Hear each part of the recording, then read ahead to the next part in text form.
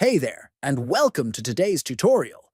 If you've ever wanted to keep your Twitch gifting activity private, you're in the right place. In this video, I'll show you how to hide your gifted subscription gift purchase count using the Twitch app on your Android phone. Let's get started step by step. First, open the Twitch app on your Android phone. Tap on your profile icon in the bottom to open your profile section.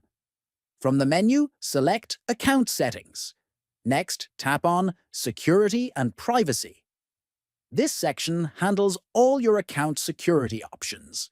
Finally, look for the setting called Hide Gifted Subscription Gift Purchase Count and turn it on. That's it. Your gifting history will now stay private.